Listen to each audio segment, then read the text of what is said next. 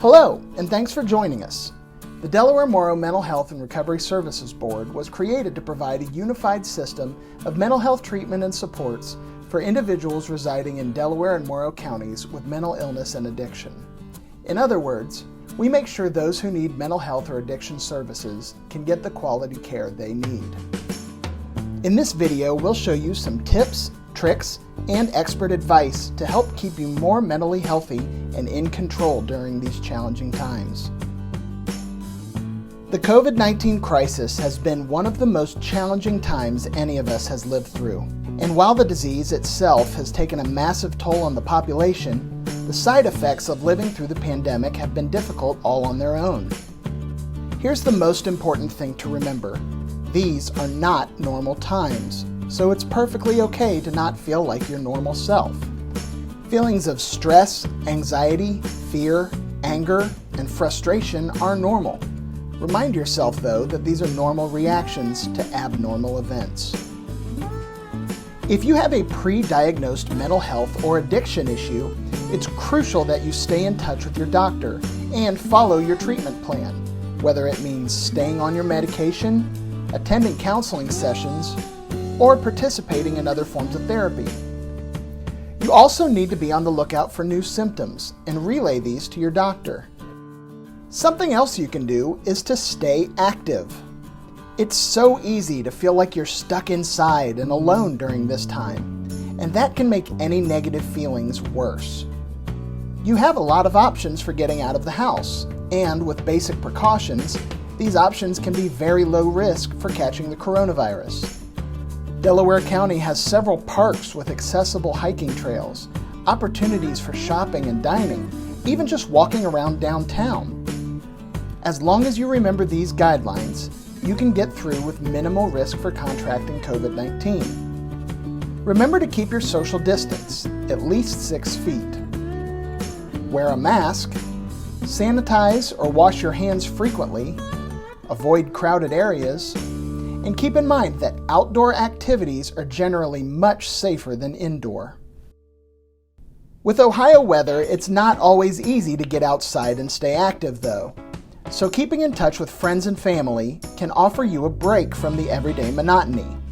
Make an effort to call or FaceTime, Zoom, text, write letters, or even connect on social media.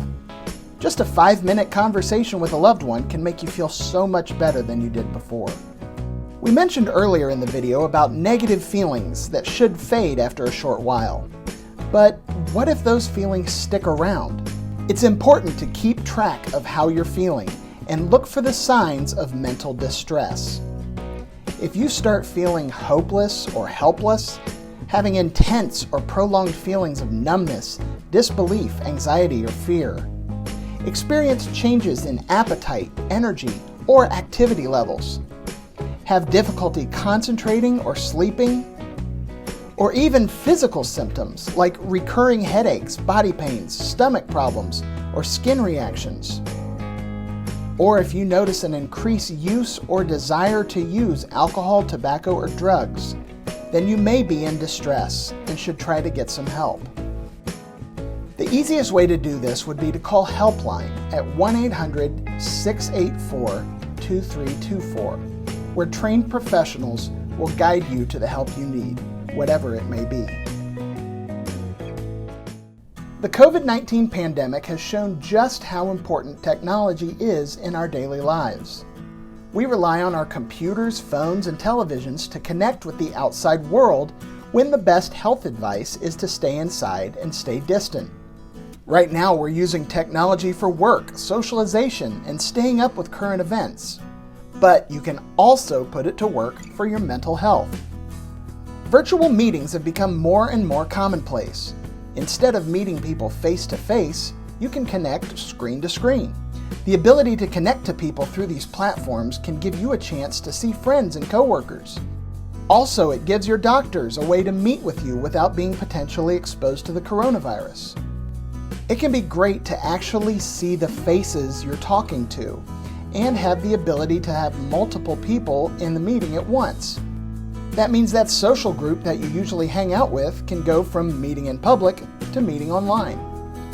Another way to stay connected is through social media. Whether you're on old standards like Facebook, Twitter, or Reddit, or if you're trying a new community like TikTok, social media gives you a chance to link up with friends and family or meet people from around the world. Social media and even virtual meeting programs can have a negative effect if you're not careful. Helpguide.org outlined this negative cycle that comes from using social media in unhealthy ways. When you're feeling down, you can turn to social media for a quick boost. Using social media more often, though, can increase feelings of inadequacy, dissatisfaction, isolation, or even a new phenomenon known as fear of missing out, or FOMO. Not surprisingly, these feelings make you feel worse than you did before. These worsening symptoms cause you to use social media even more, and so the downward spiral continues. Simply put, limit your time on social media and online meeting apps, and make sure you're getting your news and information from reliable, healthy sources. This way you can put technology to use for you in maintaining your mental health. With the invention and mass production of smartphones, we now have access to literally millions of apps that serve an endless array of functions, and keeping up with your mental health can be as easy as clicking to download. The app stores for both Android and Apple devices carry tons of apps designed to help you keep your mental health in a good place. If you're looking for help with mindfulness, find an app with guided meditations, mindfulness exercises, yoga, or breathing exercises. A lot of people get help keeping their schedules straight with reminder apps. These can help you keep track of doctor appointments, important events, times to take medications, or even simple reminders like drink a glass of water or stop, slow down, and take a few breaths. Just like social media, it's easy to get sucked into spending your entire day staring at your cell phone or tablet, so be careful. We mentioned earlier that being in the middle of an extended stressful period, like this pandemic, can lead people to increase alcohol, tobacco, or drug use. Being stuck at home, missing the access to your usual activities, increased depression and anxiety, even just boredom. All of these are factors that can lead someone to start self-medicating. If you find yourself using more often, it would be a good idea to reach out for some help. Aside from the expected negative effects that come from drinking, smoking, or using drugs, the National Institute of Health has also found that abusing these substances can make you more susceptible to the coronavirus. This behavior can be especially dangerous if you're already taking prescribed medicine for a different medical condition like diabetes or high blood pressure.